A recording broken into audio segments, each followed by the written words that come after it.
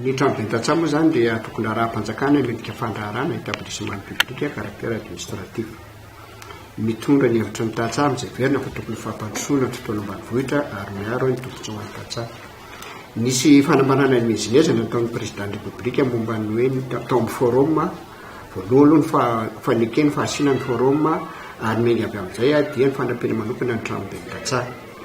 Isorana azy zay satria nametraka ministra voavoatra hitatana ny fambolena sy ny fiompiana ary saikisaiky mba voalazo tao daholo zay verina fa tokony mba hoetahoetan'ny tantsaha amin'ny ankapobeny. Manome ohatra anareo zany zay hoe ao anatin'izay ohatra ny fanasivana ny teknisiana eny ambanivohitra voalazo ao anatin'ny organigramme zany zay.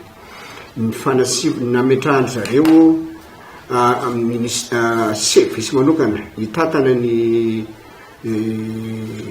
tranoben'ny tantsaha ao ministera ny fambolena sy ny fiompiana ary koa ny fifanankalozan-kevitra nataonay tamin'ny ministry ny fambolena sy fiompiana zay ministera-panjakana eo ambany fitantanan'ny président république dia tsara ny fifanankalozany satria vonona tokoa zay ny etaetan'ny tantsaha amin'ny anaran'ny tranoben'ny tantsaha sy ry voavoana-pikambanana.